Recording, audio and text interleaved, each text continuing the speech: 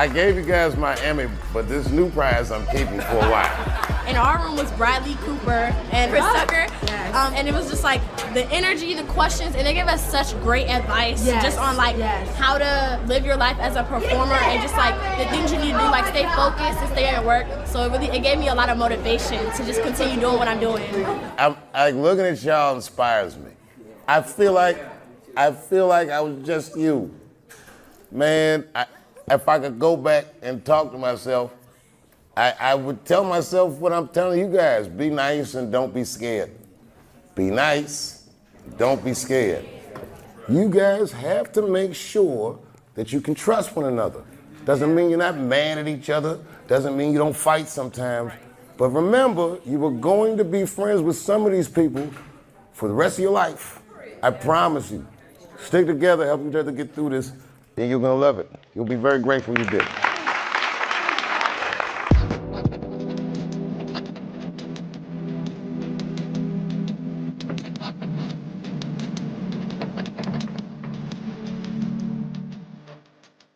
Hello, nerds. Okay.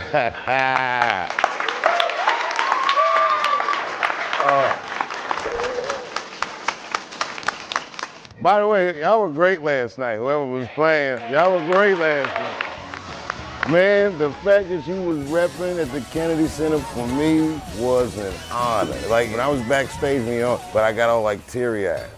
And then I remembered I had grills, and you can't cry with grills. My man, what you play? Drums, percussionist. Let me hear you on the kit. Come on, grab some sticks. Let's get Who's the nicest on keys?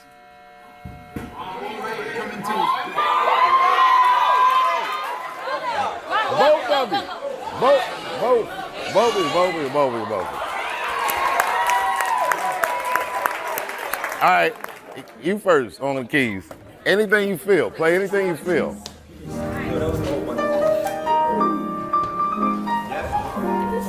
Nice hands.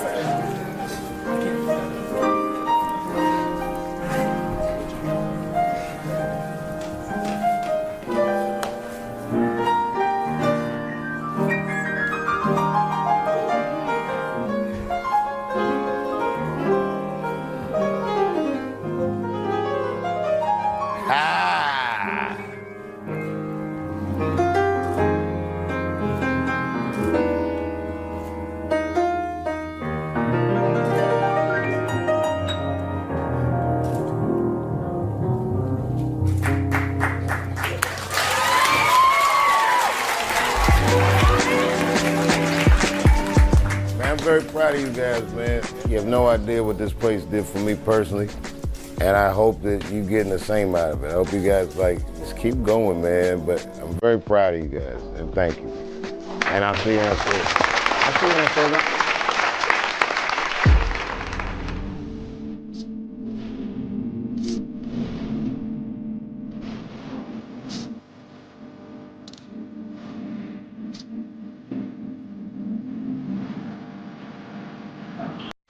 Right? And I think I'm needing it from outside of myself. That's what I'm thinking. I'm a nervous, so I got to do something, and I need some encouragement. But when there's nobody to do that, you have to dig inside of yourself and say, you're good enough. Go out there and kill it. Killer. You walk to the stage, you say, where you at, killer? Where you at, killer? Where you at, killer? Bag lady, you gon' hurt your back. Dragging all them bags like that. If we really love what we're doing, the work that we're putting into it is really love. We putting love into it. So I'm encouraging you all to continue to keep putting that love into what you're doing and use that platform to enlighten the world, to inspire the world. And as you go through the times of, you don't have it at the level you want it yet, just continue to keep working at the craft and believing in what you do. That belief is such an important thing to have.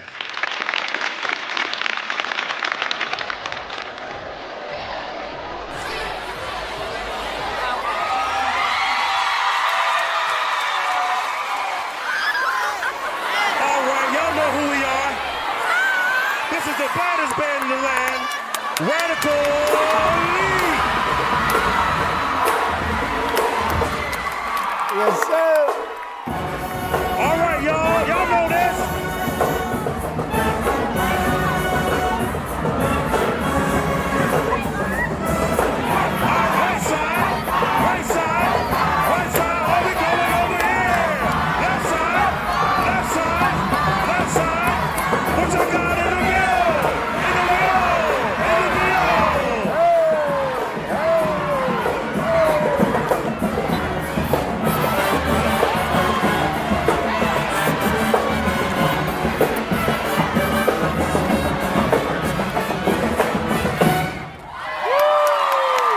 Lord.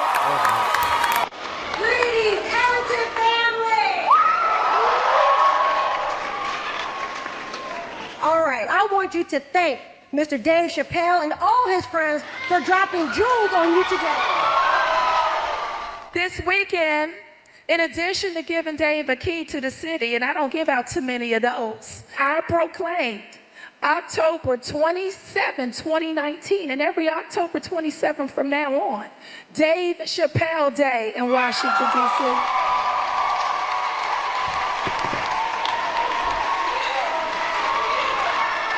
Yo, could you imagine this? My own day, and it's proclaimed at my old high school. So this is what I suggest. From now on October 27th, everybody in honor of me at Duke Ellington skip school.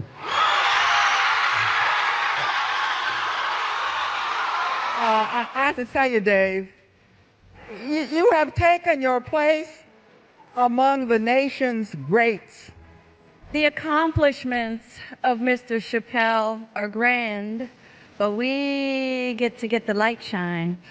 We've now got 2 Emmys as a form of inspiration for you. But it was very important that they have a place to live that was appropriate. His contribution to this school, to arts education, is so valuable. For them to see somebody like Dave, who not only has gone on to great success, but never forgot where he came from and continues to give back to his community, will hopefully not just inspire them to great success, but will also inspire them to give back to the community that hopefully will give them as much as they deserve. This was an extraordinary gift for Dave and his team to craft for the students at Ellington. They will never forget the impact of being introduced to not only this alum that has changed the face of art and culture in this country, but also to his friends, masters in their field, who cared enough to give to the next generation of artists in this country. It was an awesome experience, and our students will never be the same. And just know that I'm honored to be able to say that I went to this school. And one day you will be too. And I'm very proud of all of you.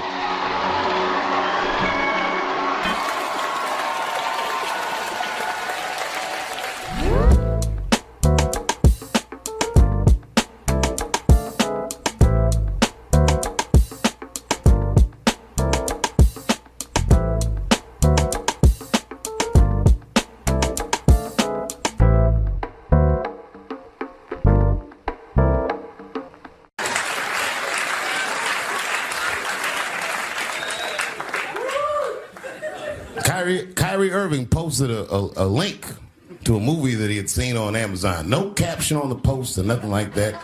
But apparently this movie had some, I don't know, anti-Semitic tropes or something. And it was some weird title like From Hebrew to Negro or something. And the NBA told me he should apologize. And he was slow to apologize. And then the list of demands to get back in their good graces got longer and longer. And this is where, you know, I draw the line. I know the Jewish people have been through terrible things all over the world, but you can't blame that on black Americans. You just can't. You know what I mean? Thanks for the one person that said that. A fair punishment would be he should just post a link to Schindler's List and y'all write your own captions.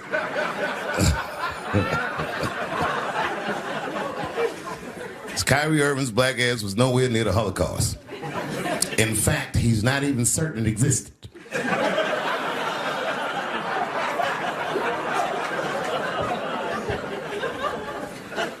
I saw one news pundit screaming about Kanye. She said, mental health is no excuse for that type of language. Yes, it is, bitch. You can kill somebody if you're mentally ill. Listen, okay, I don't think Kanye is crazy at all. I think he's possibly not well.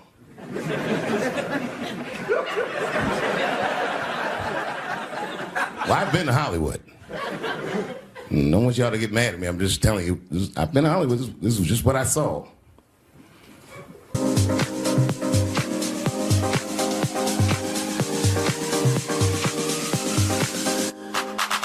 One Don't fall for me, don't put your trust in me, don't even lie for me.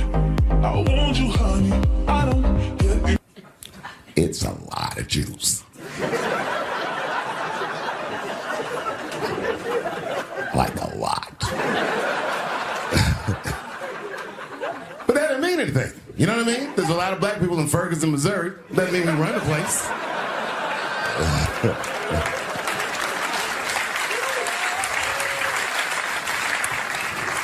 I could see if you had some kind of issue, you know what I mean? You might go out to Hollywood and you might start connecting some kind of lines, and you could maybe adopt the delusion that the Jews run show business. It's not a crazy thing to think, but it's a crazy thing to say out loud in a climate like this.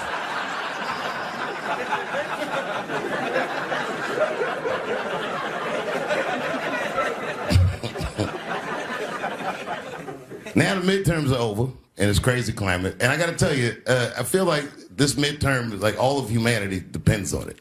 And it's an ominous sign. The most ominous sign of the midterms, I believe, would be Herschel Walker, who I don't want to speak badly of because he's black, but I have to admit, he's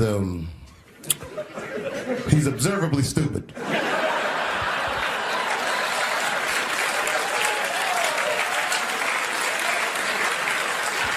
Even when he's not talking, his mouth be open a little bit like. He's the kind of guy that looks like he thinks before he makes a move on tic-tac-toe.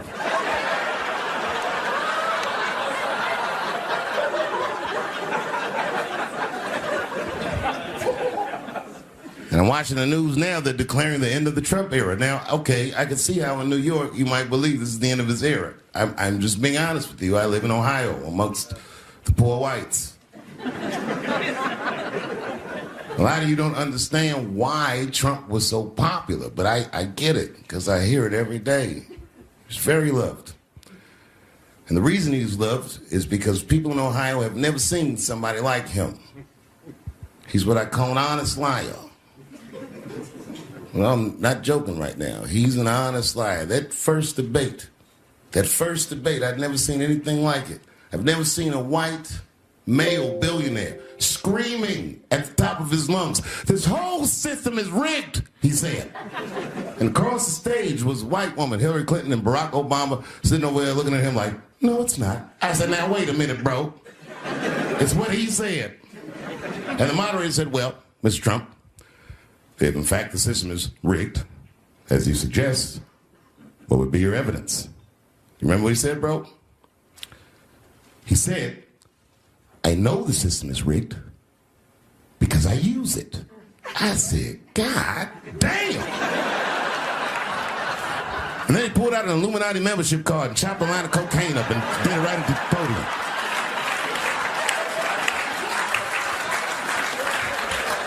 No one had ever heard someone say something that true. And then Hillary Clinton tried to punch him in the taxes. She said, "This man doesn't pay his taxes." He shot right back. "That makes me smart."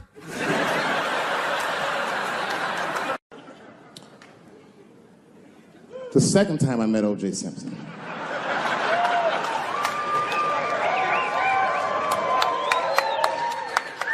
was right after the trial of the century. There I was, now a young man of probably 23. O.J. Simpson was the most famous or infamous face on planet Earth. I was in a restaurant in Beverly Hills with my agents. I wasn't alone in the restaurant, but I was alone. I was the only black person in the restaurant. And in the 90s, that felt very uncomfortable.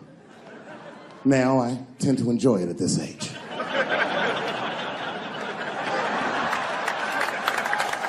I was having dinner with my agents, celebrating a deal that they told me was lucrative, but I later learned fucking sucked. And suddenly, a group of women walked by. Every race was in that group. Black, white, Asian, Latina, white, and white again. They were all gorgeous. I watched them walk by. Then, I saw a familiar face. Al Collins, the man from the infamous Bronco check, towards the door. Couldn't believe what I saw.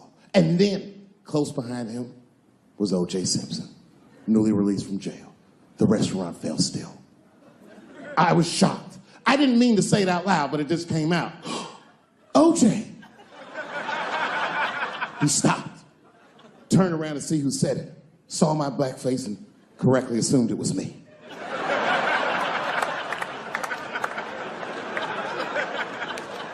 I was sitting in the corner of the booth.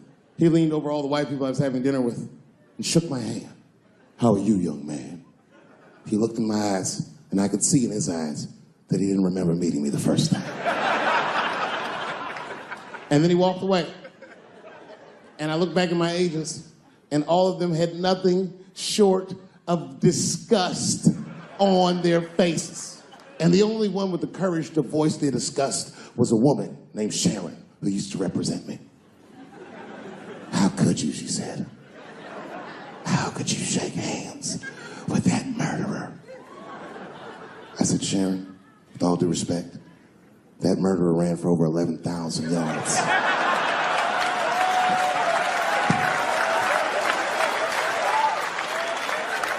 And the glove didn't fit. Glove didn't fit. Get over yourself. Some people can't do that. Some people just can't get over themselves. Gay people have a hard time doing that recently. Here we go. Here comes the deep water. No, recently I've noticed that. I noticed that with that Manny Pacquiao controversy. Yeah, no, it was now in the gay community's defense, Manny Pacquiao said some outlandish shit about gay people. Very, very not nice things that I won't repeat, but there was biblical verses and some analogies to animals. Wasn't a good look. Nike took his shoes immediately, which I thought was a little harsh. A little harsh. You know what I mean? Because he's, just because he's Asian. You know what I mean? Fuck, you gonna take shoes off Asian dude to appease a gay dude. You know what I mean? No? You don't know what I mean. But Asian people kind of know what I mean. No? No Asians in the front? No? No, this is what I mean. Okay, look. Okay, you're an Asian dude. No, I say this with no disrespect. But we're all Americans, right? And we can agree that America has a huge body count all over the world, but nowhere more than Asia. Literally, if you look at history, recently, we have bombed the masculinity out of an entire continent. We dropped 2 atomic bombs on fucking Japan, and they've been drawing Hello Kitty and shit ever since. There's a lot of lady boys in the wake of our bombs. And I know these things because my wife is Asian. She's Filipino. All right, well, okay, so that explains it. Now you know why you see me at all those Filipino events. I'm not there picking up pussy, I'm dropping some off.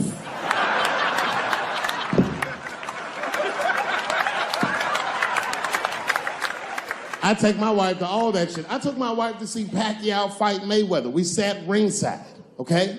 That was a quiet car ride home. That's what that was.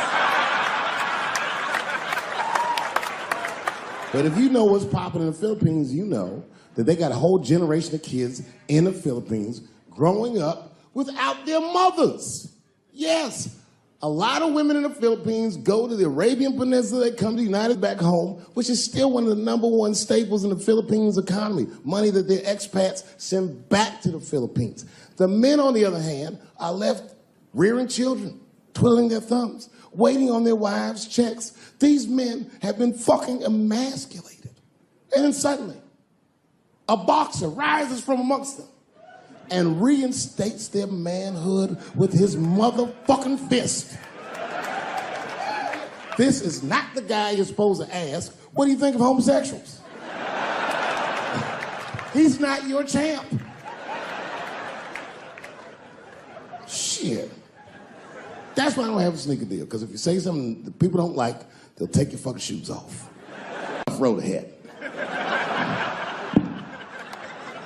They've got the longest mental gap to bridge. That's all I'm saying. Because, you know, whenever I see one of them T's on the street, I don't mind them, but I'll be like, man, I miss Bruce.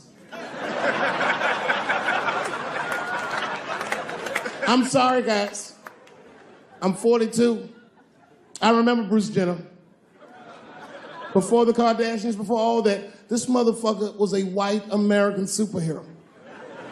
It was amazing. He was beating Africans at track and field. We'd never seen anything like it. He was on my cereal box growing up. You know how much of that cereal I ate? Nigga, I didn't know he was gonna do that.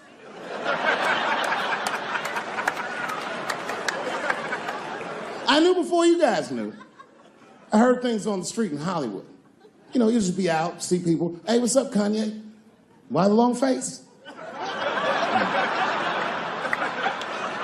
Nigga, you'll see. Got 2 mother-in-laws now. And when I heard he was gonna do it, I was scared. I didn't think the public was ready. I didn't think the media was ready. And you know what? I was wrong. Never seen anything like it. Welcome to the world, Caitlin. So long, Bruce. Hello. Somebody called me a nigga in traffic last Wednesday. It's so long, it takes a minute.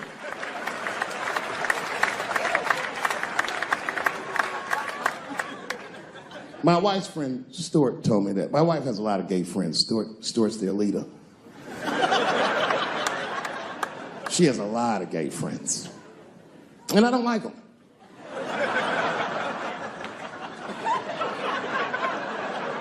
Not because they're gay, I'm just judging them on the merits of their character. They're just not nice dudes. They're fucking rude house guests. They're sitting on my couch, giggling with my wife, eating my motherfucking macaroons. And I come in, they act like the party's over. Hey, Stuart, what's going on? This guy talks to me the way a cat would speak if a cat could talk. Hi, David.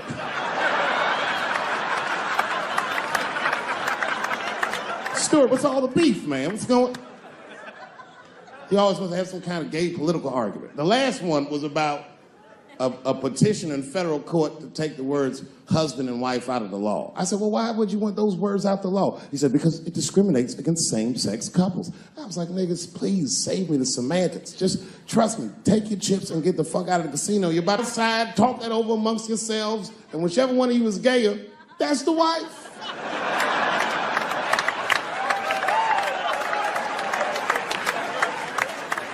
No, Stuart didn't like that. Stuart educates me about this movement, you know what I mean? I didn't even know shit about it. He told me it's called LBGTQ.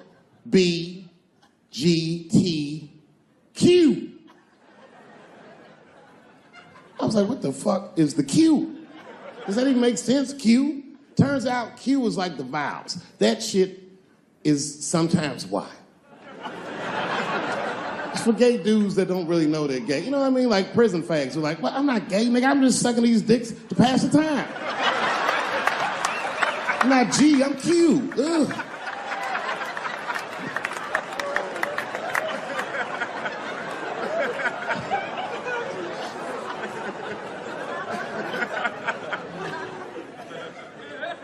I think, okay, again, of all those letters, the T has the toughest road ahead. In fact, I think the T should stand for tough. If Martin Luther King had a sneaker deal, we'd still be on the back of the bus. They always true, the Nike exec come up, hi, Martin, we need you to tone down the talk of civil rights and blacks being humans. It's upsetting our southern distributors. But I don't understand. I thought that's why I had a sneaker deal in the first place. Not quite. Really, it's a walking shoe, and we like the marching, but try to understand. Fuck that shit. You know, I get it, though. I understand why gay people are mad, and I empathize. You know what? I'm just telling you this is a black dude. I support your movement, but if you want to take some advice from a Negro, pace yourself. These things take a while. Just because they passed the law doesn't mean they're going to like you. Because Brown versus the Board of Education was in 1955. I was shocked. Is this happening? Wait a minute. Is this a time in American history when an American can make a decision for themselves, and even though other Americans don't understand it, they'll support it and let this person live a happy life? Is this what's happening? If it is, then good for America. That's Dave Chappelle, the American. Although Dave Chappelle, the black American, he was a little jealous. I was like, how the fuck are transgender people beating black people in the discrimination Olympics? If the police shot half as many transgenders as they did niggas last year, it'd be a fucking war in LA. I know black dudes in Brooklyn, hard street motherfuckers that wear high heels just to feel safe.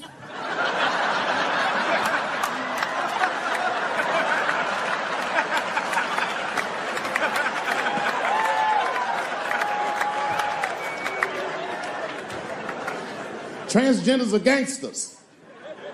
I used to do business with a transgender in Hollywood. Man, everybody would be scared of her in the boardroom. She walk in there, newly minted woman, high heels, purse. Shit.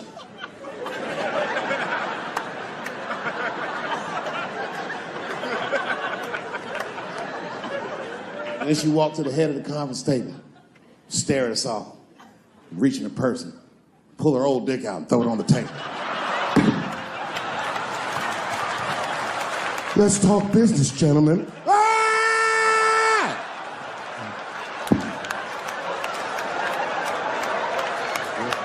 Shit is scary as fuck. If your best friend pitched that to you, you'd be horrified. Yo, nigga, let's go to the hospital and cut our dicks off and make pussies out of them shits. What? Can't we just get matching jackets or tattoos or something? Sure, that's what you want to do? There's only one way to find out, nigga. Wu-Tang, bow, bow. Let's go to the club and trick niggas into fucking us, yeah. Thank you. Thank you very much.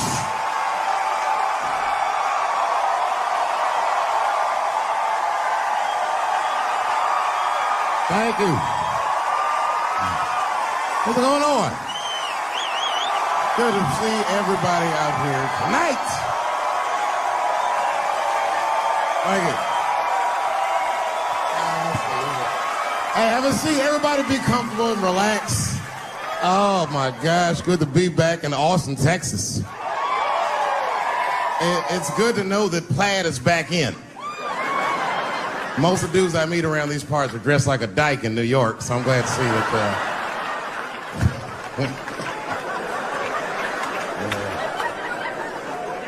Man, fucking Texas, this place is pretty good. Pretty damn good.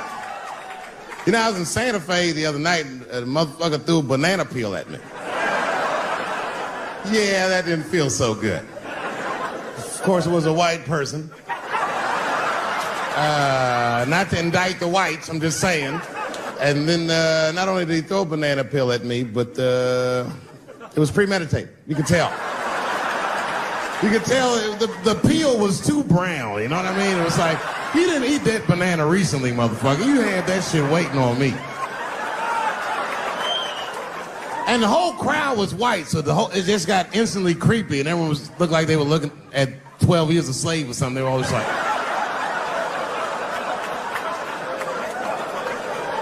Who the fuck does that? And then they arrested the guy, which was... I said, someone's gonna fuck you in the butt in the holding cell. You know that, right? Can't just be throwing banana peels at Dave Chappelle. They're not gonna let you get away with this.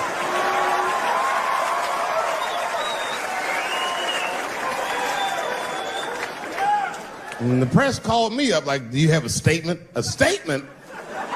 For a fucking banana peel? No! I don't have anything to say. This guy was like fucking famous for throwing a banana peel at me. 20 years from now, he's gonna be tucking his kids into bed and the kid gonna be like, Daddy, tell him about the day that you threw that banana peel at that nigger in Santa Fe. Boy, I'll tell you what, that black motherfucker saw his name up on the marquee about a week before. I said, man, if I could just get close enough to meet him, throw a banana on that nigger and show him how. Fucking banana gate. I didn't even want to press charges. You know, this has happened to me before. No, sir, it's not a banana. I live in Ohio, right? So this is like a few winters ago. Oh, I didn't know you would ever clap for that. Well, all right. That's the first time that shit's ever happened. Ohio! Anyway, I live amongst the whites. Small town in Ohio. And it was wintertime, and it had snowed recently, so there were huge snowdrifts on the street. I was walking with my sister. Now, my sister was dressed in all Muslim garb, as were her children. And I was dressed as Dave Chappelle. And we were walking and just talking about something, and a car sped around the corner, and the window came down, and somebody threw a snowball and hit me right in my shoulder. I didn't know what was going on. Why was this happening? Because I'm black, because she's Muslim, because I'm Dave Chappelle. I couldn't tell. But again, I knew it was premeditated. Because who the fuck has a snowball in a warm car? Way through, lady. Because he went around the corner and got stopped at the red light. He was caught in the traffic. So then I ran out into the street and I just tapped on his window. Hey, my man, can I just talk to you guys for a second? Come on out for a second. I just want to talk to you. There's 4 young white dudes in the car. They were like, just chill, bro. I said, relax. I just want to talk. Now, this is an old black trick. Really, I didn't want to talk. I was going to fuck them up. So, if you're ever caught in traffic and a black guy starts saying he just want to talk to you, don't open the door, nigga. Even if he's me, smiling at you. And they were like, chill, bro, just chill. And then the one guy in the back seat, I don't know what, he was just cockier than his friends. He was like, fuck it, man. I'll get out the car. And I started yanking on his door. Let me help you, motherfucker. Let me just help you out. And I didn't notice his window was down. And he threw a snowball and shit me right in my chest. Pow. He said, fuck you, you fucking nigger. And then the light turned green and they sped off. And I smiled from ear to ear. And I looked at my sister and she said, I got the plates. And I was happy as shit because throwing a snowball at a motherfucker is a misdemeanor assault. But if you call him a nigger, and me and my sister start dancing, we gonna send this motherfucker to jail. Now, I didn't notice it, but while I was yelling at him, a crowd of all white people had formed because it was an all white town. And I was like, uh-oh, I thought I was gonna get jumped. And one of them white guys stepped down and was like, I didn't like that at all. This is not what this town represents. I don't want this goddamn stuff in my vicinity. And another white guy was like, yeah, I didn't like it either. And then an old white guy stepped out of the crowd and said, young man, if you're going to fill out a police report, I would like to come with you and do the same. I said, you guys would do that for me? And the whole crowd said, hooray! I said, come on, y'all. I look like Malcolm X going to see Brother Johnson with a trail of white people.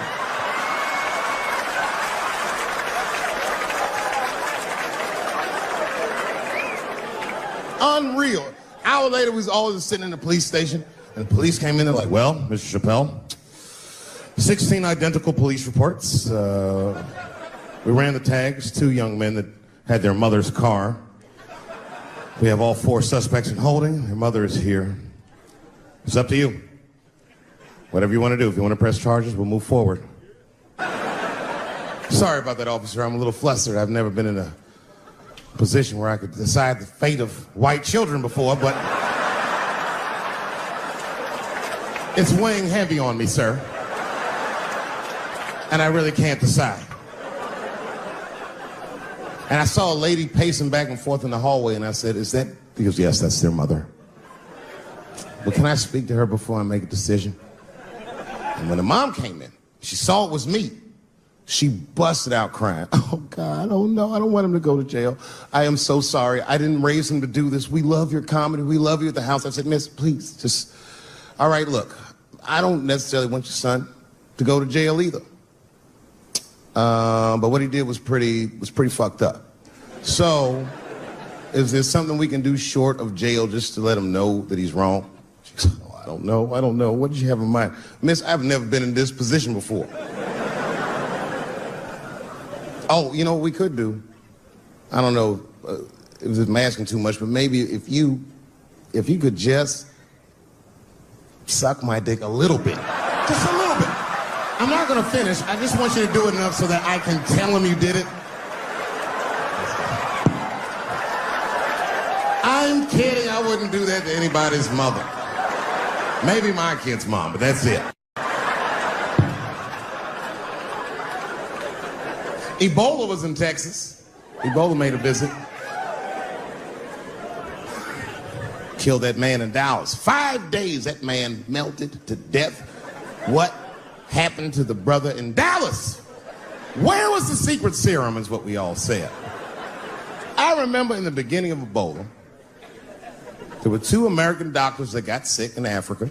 They flew them in a private jet straight to Atlanta to the CDC. I didn't even know CDC saw patients.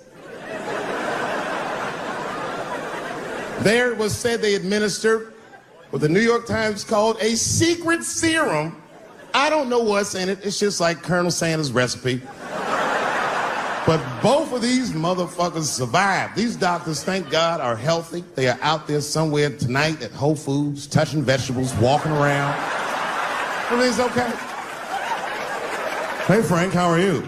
Oh, you didn't hear? I had Ebola last week, but I'm doing all right now. I was bleeding out of my eyes and anus, so I got concerned, but I'm okay. What happened to the brother in Dallas? They just rubbed some Vicks on that nigga.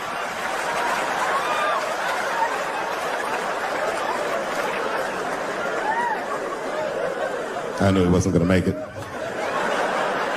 I already knew. Sad. I saw in the New York Times, they said Ebola is the new AIDS. Whew. Isn't that something? Here I am thinking that old AIDS was working just fine. And they already have a new AIDS out.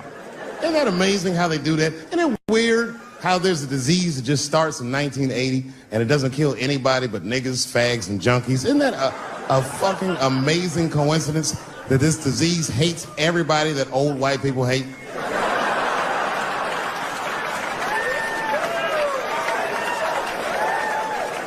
I think either God is white or the government hid that shit in disco balls. Only fun people get AIDS. Last month on the front of the New York Times, the measles was a headline. I had to check the date of the paper. I was like, measles, what is this, 1850? What the fuck is this? Why is measles in the news? Turns out they were trying to decide if mandatory vaccinations for children is the way we all want to go. Any thoughts? I'm sorry, ladies and gentlemen, I don't know. I don't know about this one. First of all, black people generally don't trust doctors. After the Tuskegee experiments and all that shit. More importantly, don't forget Michael Jackson was killed by a doctor. Granted, he was doing drugs, but if I was a heroin addict and I had a licensed physician injecting heroin in me, I should survive that. I'd just be looking like, oh, I'm good, right? I'm good? It's not too much, is it? Dr. Butterfingers killed Michael Jackson. After that, I was like, fuck going to the doctor. The fuck am I getting my kids vaccinated for an old-ass disease like measles? This is ridiculous. You might as well give them a diarrhea shot if you're so worried. Diarrhea has a bigger body count than the measles do. You know, diarrhea is funny today, but 100 years ago, if your ass had diarrhea, you were a goner. There was like a 0 chance of survival. You get that first squirt, uh-oh. Better start getting my affairs in order. But I don't have much time. It's diarrhea. It's very serious. You just watch your buddy slowly die in a pool of his own shit. Oh, I give up diarrhea. Nowadays, your buddy just be like, oh, well, you got diarrhea? Just eat a banana, nigga, drink some water, let's get to the club. Still make last call. Tough time for the blacks.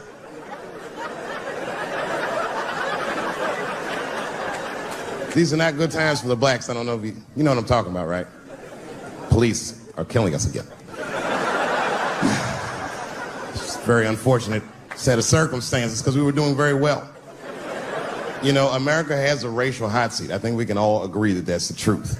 And we can also agree that that hot seat is traditionally occupied by African Americans in general African American men in particular. Although I can see that in recent years, that seat has been occupied by Mexicans, and I dare say Arabs. And we, the black Americans, would like to thank you both for your sacrifice and your struggle. We needed a break. We needed a goddamn break. We all go through something, but at least I can leave my backpack someplace. If you Arab and forget your backpack, you got about 20 minutes before they send that robot to blow your shit up. Fuhad. Now ISIS is #1 on the terrorist charts. And ISIS is fucking scary. Because if ISIS catches you, they're going to cut your head off. That's what they do. I've seen them do it on YouTube. It was fucking awful. He looked right in the camera and say, "Obama, I am back." I saw that shit. I said, oh my God. Don't like.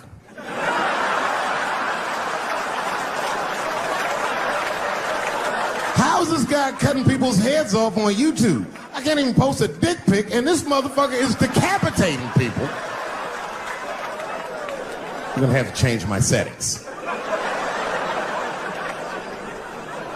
You know, everyone has it hard, but I think harder than black people and harder than Arabs and harder than Mexicans, you know who has it the worst? Fat black people.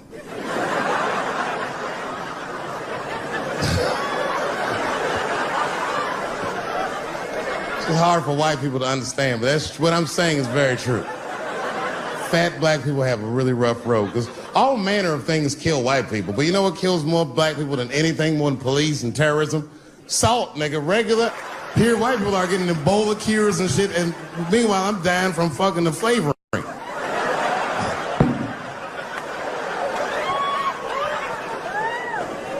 Look, honestly, I'll stop talking about it. Let me say this, though. Let me just say this. Can we all just say that we've seen it coming? Were you surprised? It's like when that guy threw that banana at me. Do you think I was surprised? Hell no. I've been in show business 30 years. I was expecting this banana. I knew one of these nights, it's like somebody gonna throw a banana at me one of these nights, niggas. Because that's how it starts, with the name calling. Like that Paula Deen. Remember Paula Deen got fired from the Food Network? If you know anything about show business, it is really hard to get fired from the fucking Food Network. And they dropped that bitch like a hot potato. All because she called somebody an N-word 30 years before she had a show. I don't know who she said it to, but whoever it was just looking at her like, I'm gonna get you for this bitch. That shit came back 30 years later like a Bill Cosby rape and sunk her battleship.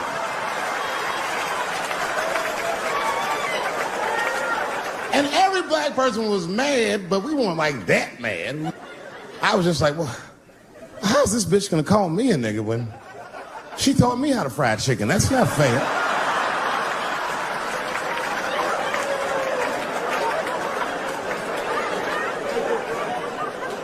I think Donald Sterling shit was more serious. Remember Donald Sterling? He used to own the Clippers, and that he got caught on a secretly recorded tape saying some very unsavory things about African Americans. And there's a lesson in that for all of us. The lesson is, if you are old and white and racist in this great country, whatever you do, don't tell your black girlfriend about that shit, because that's who made the tape.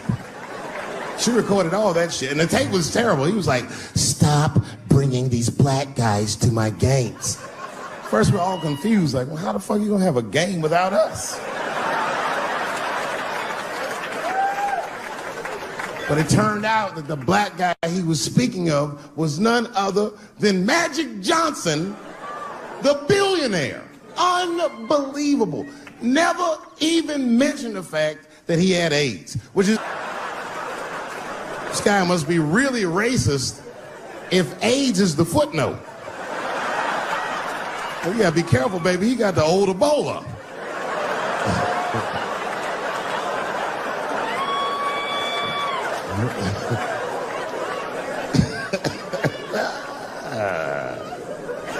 You can say what you want about that girl, but I'm gonna tell you right now, she is a goddamned hero.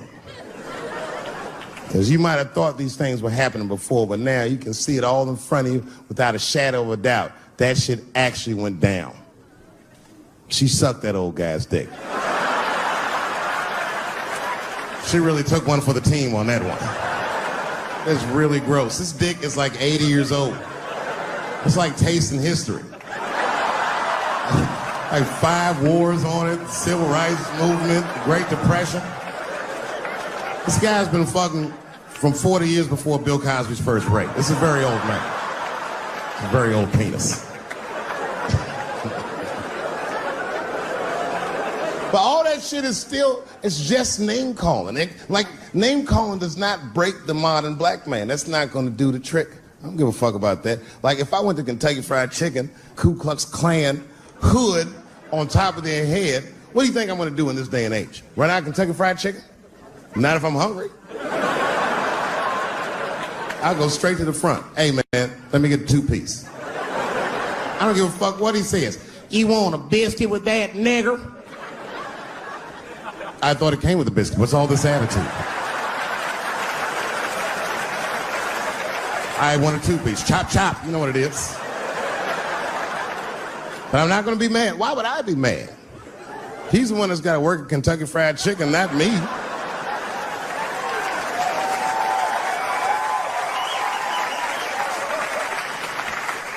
Well, how about this? What if I lived in Austin and I had a white girlfriend? It's possible in Austin. As a matter of fact, some people say it's necessary, but that's not the point. And me and my white girlfriend at home one night and we're just doing what lovers do. Maybe she's butt naked and she's down on one knee giving me a hand job. I love a good hand job. And she's really jerking me off. You know, getting her obliques nice and tight. I got a huge dick, so she's like, And I'm like, wow, this really feels wonderful. I think I'm gonna come. Nigger. I know, that's a tough one. But what do you think I'm gonna do? Hey!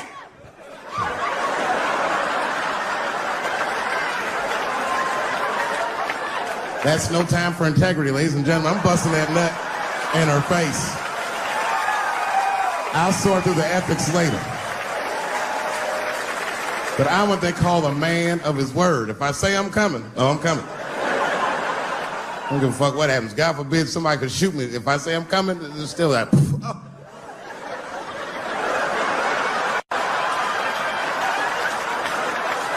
Doesn't mean I like getting shot.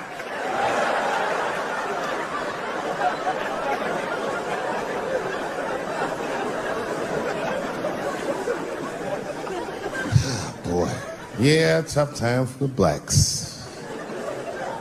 I'm not gonna say nothing about the police. I'll leave that for Chris Rock.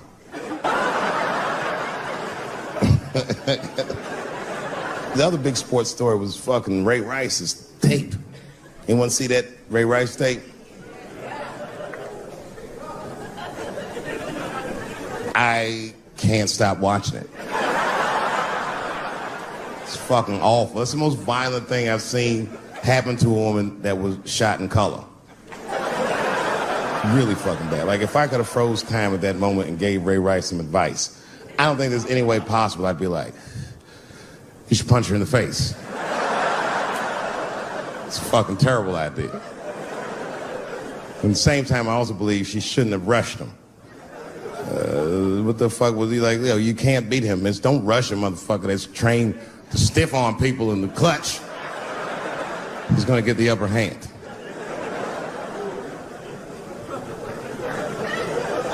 The only reason I bring him up is because, you know, he's about to play football again. You didn't know that? The NFL was told by a federal judge they had to reinstate Ray Rice because he was transparent with their investigation. He told them exactly what he did, and they can't just change your bit. That's like if I'm hanging out with my buddies and I'm like, hey guys, guess what I did last night? I fucked this big fat girl I met at the club. And they're all like, oh shit, Dave, that's crazy. And then they see a tape of me doing it, and they're like, we can't hang out with you anymore, Dave. That's not what this crew is all about. I'd be like, what? I told y'all what I did. What's really fucked up is the tape was made before they were married. Isn't that weird? I don't know why she'd do that. I don't even know why he would do that. As a guy, would you want to live with a woman that you had once punched in the face with all your strength? That's some very bold color purple type shit. Sealy, come out here and shave me.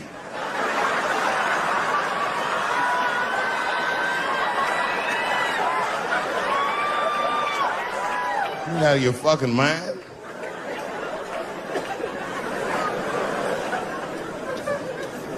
I had to ask an older friend of mine just to get some perspective. This older black dude. Actually, the fairest person I've ever met. And I asked him, I just said, hey man, I said, did you see that Ray Rice video? And instantly he was like, David, that shit was disgusting. I wonder what she said to him.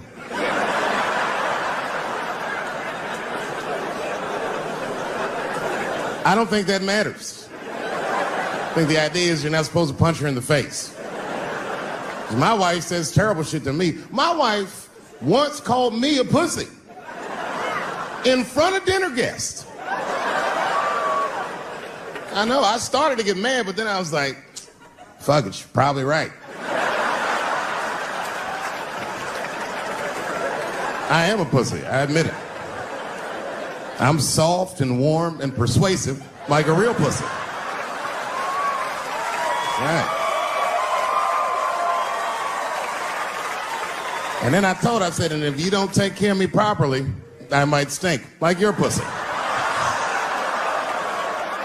Oh, we fight dirty at the Chappelle household. It's not a big deal. No. If you want to get to the bottom of a matter of the heart, what you're supposed to do is ask a woman. Now, actually, there's two women that I know. They're both college professors in this little area I live in. And I meet them twice a week at Starbucks for coffee. Talk about important shit. And I asked the girls, who's Ray Rice? After he punched her in the face with all his strength. And one of my girlfriends said, David, you need to wake the fuck up. She's staying for the money. Well, now, wait a minute, because my other girlfriend was like, I disagree. I think that she actually loves him. And I said, wait a minute, ladies, you know what? I think that you're both right.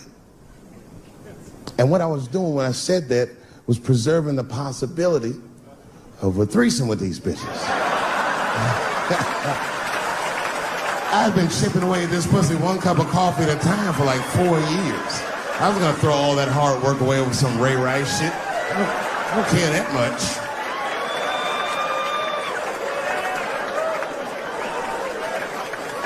I'm just being real. It's fucked up, man. It's a tough time for the blacks. I love you too. And then here comes the banana peel. I'm waiting on it any second. You know that's how it starts. I saw in the paper today that the guy that threw the banana at me got arrested again because he threw a banana at another motherfucker in a bar in Santa Fe. Look it up online after the show. He actually did that. And that guy was black too. You know what a guy said he did it at night? He said, I did it because Dave Chappelle is racist. So, nigga, that's not the best way to handle that if I am racist. What if Martin Luther King just went around throwing tuna casserole on white people? Would that work? Huh? I've seen your girl bubbling. She's drunk as hell, buddy. Listen, sir, I don't know what she's saying, but just take my advice. Get some water in her, or you're gonna have some dry pussy when you get home.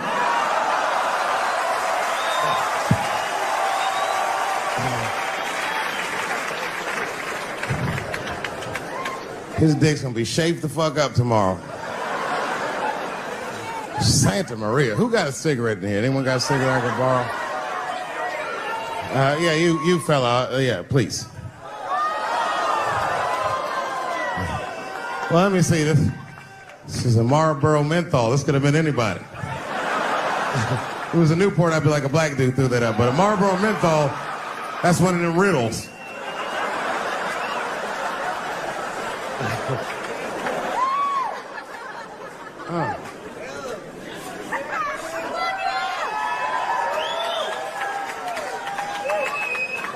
Is the word pussy offensive? All right, just checking. I asked that crowd when we was in Denver, I said, is the word people? One was a woman in the front. She's older than me, maybe around my age. Definitely a feminist. You know what I mean? Short haircut, plaid shirt, you know what I'm saying? And she didn't say it offended her. What she said is, she said, I'm uncomfortable with that word. And I was like, really? You? And then before I could ask her why, there was one other guy, he was in the balcony. Now, I don't think he was saying this to me, but he said this. Everybody heard him say it. He goes, it's delicious.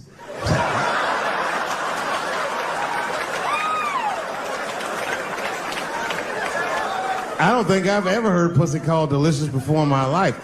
Now, this is not to say that it's bad, but it's definitely an acquired taste. I don't think any of us tasted pussy our first time like, oh, it's good. It needs something.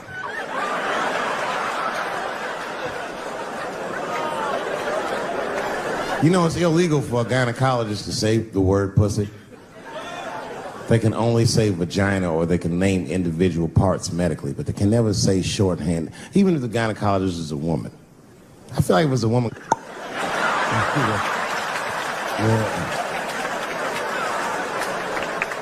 I don't think men should be allowed to be gynecologists. That shit is a conflict of interest. Even when my wife was pregnant, we used to go to the gynecologist. And he'd put her legs up in that stirrup like this. He'd be like, all right, Miss Chappelle, just try to relax. I push it back up, motherfucker, I got this. Just tell me what to look for.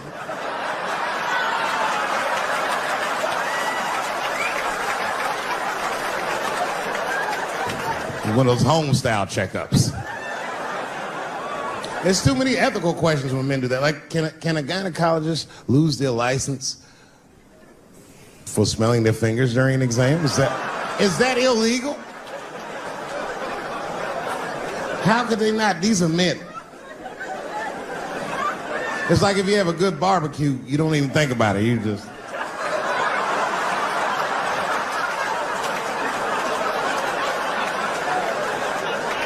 The word pussy is only offensive if you're older.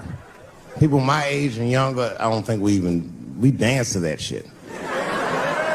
That song come on the radio, say, I beat the pussy up. That's a song. It's like nothing like a love song. There's no tracks of his tears, no midnight trains to Georgia. This man simply beats the pussy up. Unbelievable. You don't even know if he's having sex with these women. They might just pull their pants down. He'd be like, bah! G-Unit.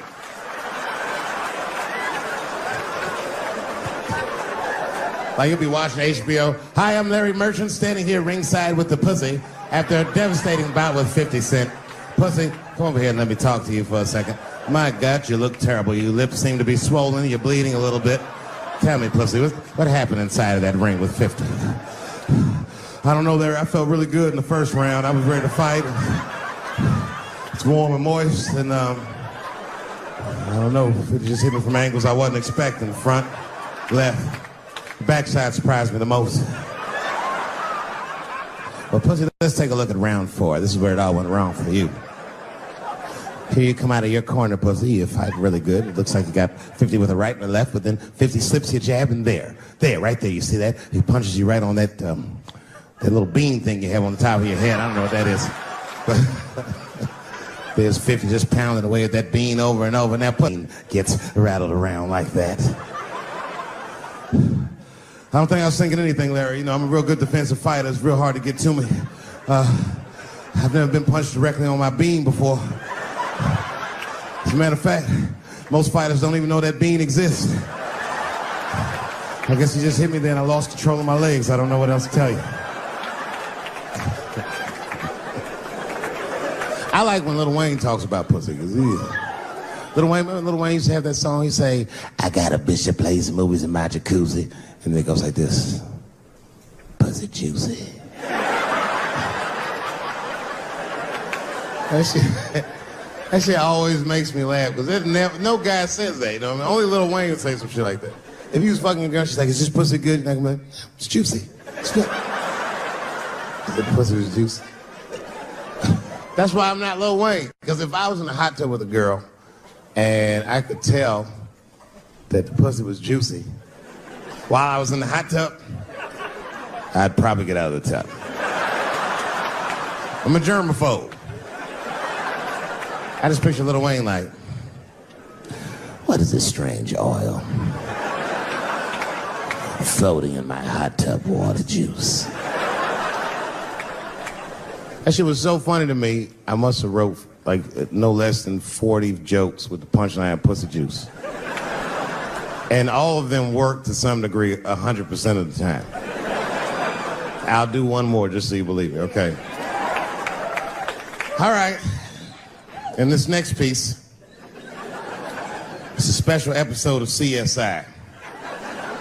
For some reason, Lil Wayne is guest starring as the lead detective, okay? That's the setup. Are you ready? Here it goes.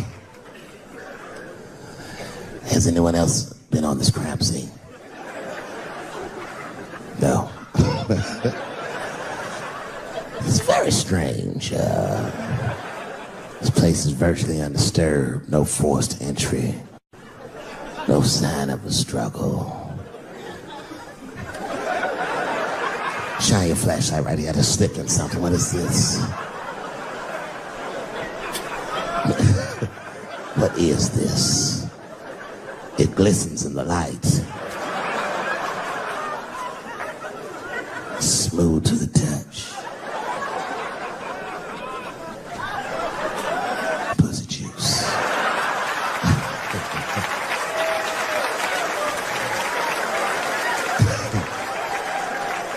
She must have been sitting Indian style. 39 more where that came from.